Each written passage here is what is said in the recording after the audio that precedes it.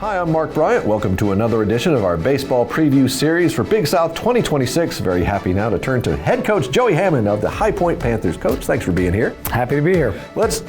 Before we get into all the Panthers, let's talk about the Hammonds because your son Josh was a first-round draft pick signed by the Royals this past summer. Share that moment. Yeah, kind of surreal, special, life-changing. Obviously in the house growing up, you see that he's a good player and talented and works hard and, the same experiences that, all dads have.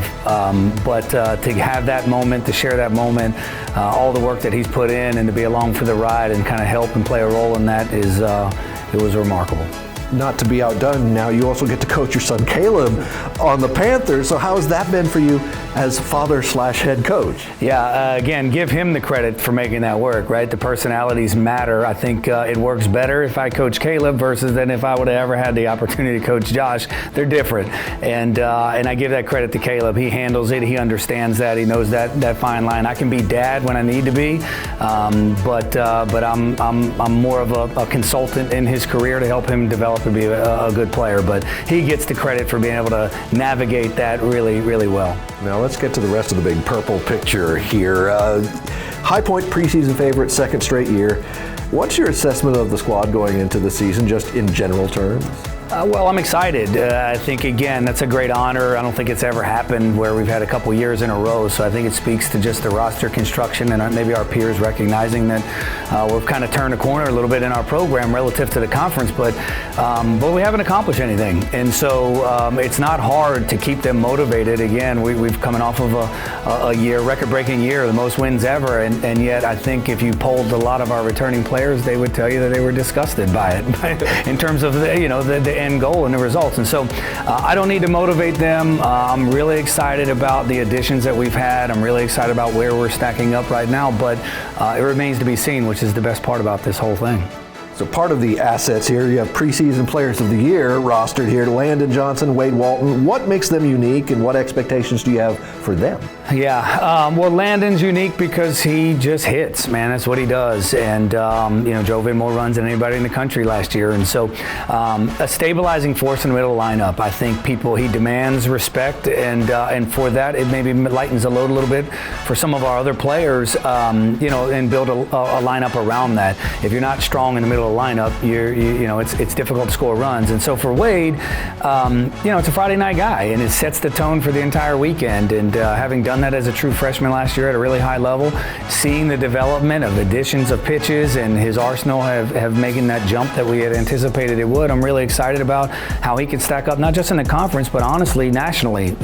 He's put himself in a really good spot.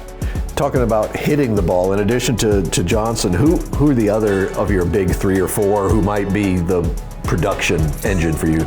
Yeah, we've lost a lot of those guys that were in a lineup that was pretty special last year, but returning to that, Christian Smith, kind of set the tone for us. He had a great year for us last year. He's back, an incredible leader for us. We're expecting, big things out of him. A couple other returners played, sparingly. Jake McCarter, who's a senior this year, had some success in the opportunities he had, and then just excited about some of the new additions that we've had through the transfer. Through the portal, filling some positions, filling some spots, but I'm confident about our ability to score runs. Although it's going to look and maybe feel a little bit different than it did last year, I'm excited to see some of these competitions kind of take hold and build a roster, build a team.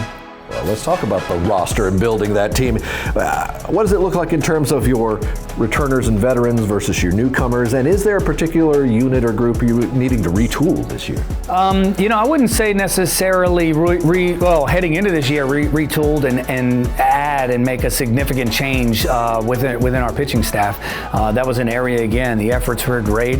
We just recognized it upon self-reflection that we were short in that area, and so we prioritized that from a commitment standpoint and making sure that we get the right guys that had fits for what we need, and I think we absolutely accomplished that. It's significantly head and shoulders by far the best full arsenal of a pitching staff than we've ever had at High Point, and so we have a good mix of some returners on that with some addition, experience that we can count on. So from an offensive standpoint, there's probably a little bit more turnover from graduations and subtractions, but I'm excited about what that looks like. So maybe half and half from an offensive standpoint.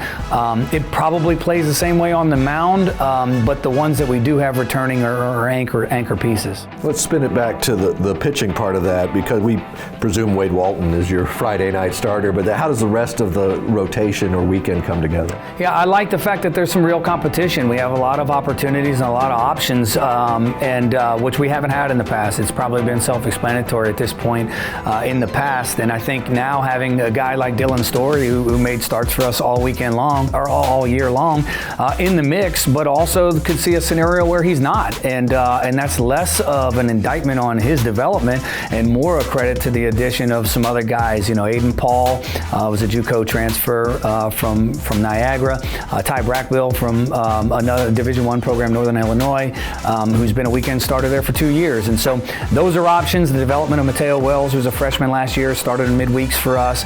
He's going to be in the mix. And so we have a lot of those options. It's a matter of Coach Edwards and I kind of fitting it out and make sure that we get the 27 outs 3 times on the weekend, and best deployment of that remains to be seen. So when it comes to deployment, you open February 13th at home against St. Joseph's. Tell us about the non-conference slate and what folks should know about it. Yeah, so we take advantage of our location. We can be at home a little bit early on. Obviously, being in the South and with turf field allows us to do that, to kind of settle in. But we intentionally build a non-conference schedule that is really challenging this year.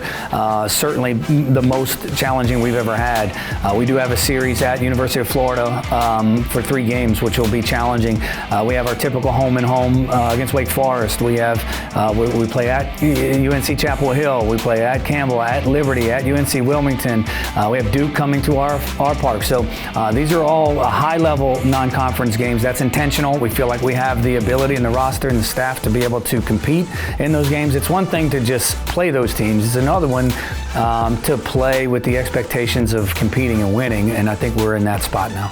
Well, we look forward to seeing it in action. We wish you and all the Panthers the best of luck in the season ahead, and we thank you for watching another edition of our baseball preview series for Big South 2026.